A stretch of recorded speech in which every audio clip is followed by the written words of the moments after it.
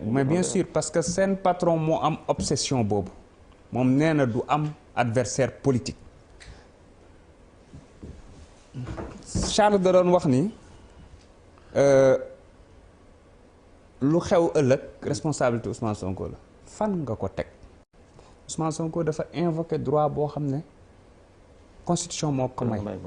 am na droit résister à l'oppression beneen bi Ousmane Sonko il a le droit de récuser un juge partial loolu droit loolu. Et ses avocats l'ont fait. Avocats effectivement dañoo bind. xam nga tamit nag dañuy waxante dëgg. Je suis d'accord. am na ci droit. am na ci droit. n'est-ce pas. oui am na ci droit. bu yàggul rek moom bu def na ko France. mais sànq dafa attention bàyyi ko ba léegi nag yamul foofu rek de. léegi nag droit de récuser. léegi nag ginnaaw moom ba woote na ne individuellement moom ci li ko constitution bi may day résister à l'oppression ba pare li ko droit bi mayaat mu récuser un juge partial xam nga du ma ñëwaat ci lan moo tax amuñu kóolute ci suñu justice ndax li fi Pape Djibril Fall wax xëy na dama ci yokk rek kaawu Thione Seck yokk ci kaawu Bougazelli yokk ci Dumburu Sow kam moo fi taxaw nii nañu jël jaas yi pour ku bëgg a xañ pour xeex pour ku contre ku bëgg a xañ Macky Sall troisième mandat du député kan moo fi taxaw di pël saaga wolof yëpp du jarbaatu Farba Ngom anamu yow soxna si ngeen ne Adji Sarr citoyenne la Mariama Sagna citoyenne la wala du citoyenne 2018 lañ ne dañ ko violé rey ko après suñu meeting dossier ba léegi France daal di xidden rey en plus yamuñ ci viol. mais arrêté nañ officiellement on a. kan lañ arrêté les auteurs. kan bon à l'époque on a. non wax ma kañ lañ arrêté. wax leen ma kañ lañ arrêté. bon parce que bëgguma stigmatiser corporation mais. wax nañ ñan lañ ko El Malick li may wax dafa leer bon nous aussi selon les informations qu'on a. arrêté li may wax dafa leer le dossier est toujours pendant. parce que enquête bi continuer wul parce que dañu war a génne les commanditaires. c'est-à-dire que gis nga dañuy wax rek gis nga justice du Sénégal ñun waxuñu ko juge dem moo génn wax ko magistrat yi UMS ñoo génn wax ko dañuy waxante dëgg kam moo am yaakaar que ni justice du Sénégal dafa impartial mbaxana dafaa doonee benn mbaxana fukk la fa doonee parce que gis na mais lu mag def dee bu dekkee bàyyi ko gis nañu bi ñu doon wax naan nañu wóolu suñu justice te gis nga stratégie bi ñu defee seen complot bu salte bi ba pare lan nañ def buñ ci wax nañu yónni nos mercenaires mooy ce que j'appelle ceux qui sont victimes du syndrome de la neutralité partisane mooy ñi nga xam ne dañuy ñëw wane ne dañoo neutre toog naan way il doit répondre à la justice way nangam te duñ duut baaraam fi ñu war a duut baaraam ñooñu la ñu yónni woon bi ñu demee ba xam ne ñooñu mënuñoo gagner bataille de l'opinion bi lan lañ def ils sont sortis tous de leur trou envahir télé yi ñoom ñëpp nekk ay pro kii nuñ koy waxeeti nu mu tuddati Adji Sarr ñoom ñëpp nekk ay pro Adji Sarr sur le coup ñoom àtte nañ ba tëj parce que loolu mooy seen obsession mais dafa am leneen lu am solo loo xamante ne nii war nañ ko wax pour bañ a lëndëmal xelu Sénégalais yi buuba la question c'est pas lu xew de la question c'est le viol est-ce qu'il y a viol ou pas xaw ma nag lu tax nga bëgg yow appesantiru ci lan moo xew dara xew fa. waaw mais moo tax waxaaral non déglu rek déglul dama ne non appesantiru ma ci dara il faut poser la bonne question soxna si vous allez souffrir de m'entendre il faut poser la bonne question la bonne question mooy on a accusé Ousmane Sonko viol est-ce qu'il y a viol ou pas. mais loolu laa laajte. waaw non da nga ne ñun li ñu bëgg a xam mooy ndax foofa ci ñoom ñaar seen diggante am na lu fa xew man loolu laa bëgg a xam te da nga sax orienté wax ji non attends rek. dañu bëgg rek ñu waxtaan rek xam nga on se respecte beaucoup yow xam nga ne man ak yow. wala li nga wax da nga jàpp solo lu xew. non dama ne encore une fois. dara xewul. benn ñaar témoins yi ña fa nekkoon xam nga tamit ñoom ñii bu fekkoonte ne amuñu obsession tëj Ousmane Sonko bi ñu jotee PV yi ak certificat médical la moo tax exploité wuñu ko la moo tax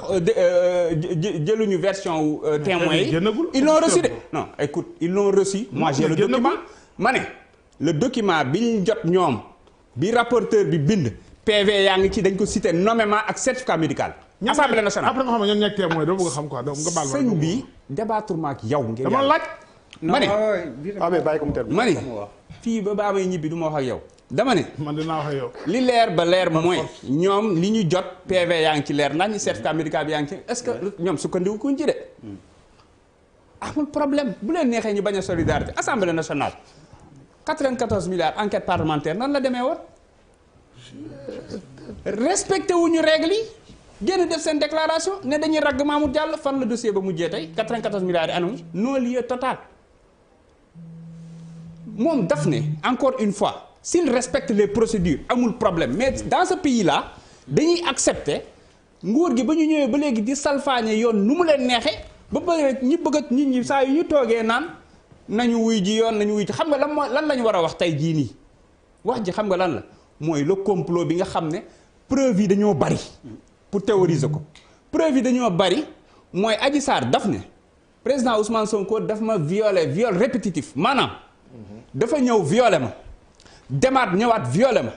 demaat ñëwaat violé ma te saa yi may violé ñaari ngàndaay lay téye ñaari pistolet waaye bu mujj bi ci dàq daf ne daf ma envoyé message ne ma maa ngi ñëw waa léegi yow ki lay violé da lay envoyé message ne la xaar ma maa ngi ñëw violé la mais yamu ci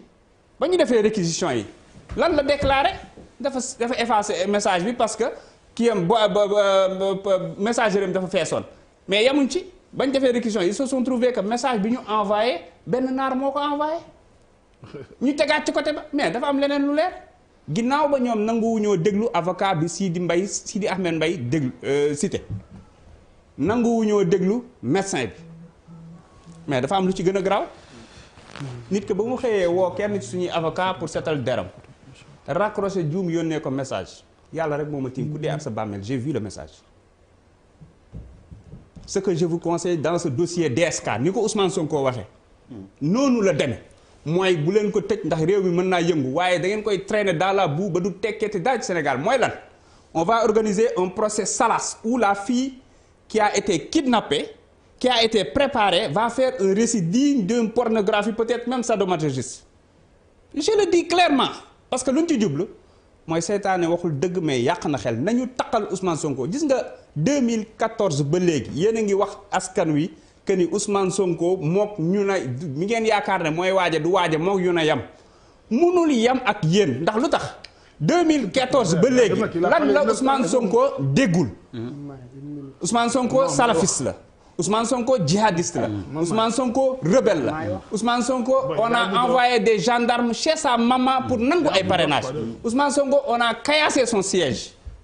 mais président Ousmane Sonko après meeting on a tué une de nos militantes jusqu'à présent ñu ngi xaar que justice def liggéeyam yëf yi leer ñu xam ñan ak ñan ñoo nekk ci ginnaaw ñu nekk ci ginnaaw mais ñi ko ray moom on les a arrêtés ñu jàpp ni ñoo ko ray ils sont arrêtés mais xaaral damay ñëw c'est qu'il faut être juste rek et précis boobu noonu tey c'est tout moom la ñu nekk di démanteler parce que parti parce que actuellement on a 57 otages politiques 57 tey 17 femmes non 17 femmes la ñu arrêté tey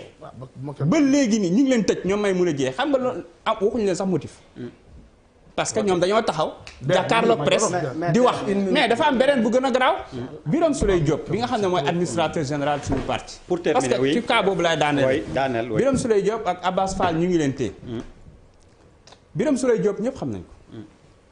on pourrait parler de quelqu'un dans le parti Pastef koo xamante ne nii day def ay menaces de mort ak yooyu nit ñi xalaat ñëpp ba mu des Birame Souleye Diop Birame Souleye Diop moment yi ñu koy jàpp di ko téye yàlla xam na ne tàllu woon sa histoire bi xam nga lu tax son fils est extrêmement malade dina ma baal parce que dinaa ci wax jamono yooyu noonu son fils est extrêmement malade médecin yi ne ko da nga koy évacuer mu évacuer ko ñu ne ko li nga koy opérer mënoo koo fay ñu jéem a lijjanti foofu social fa mu dem France mu war a dem assister opération ba ñu téye ko actuellement ba léegi opéré guñ doom bi ba léegi opéré guñu ko te pourtant lañ koy accuser menace de diffusion d'images obscènes ñi jël sa téléphone gisuñ ci dara menace de diffusion d'images obscènes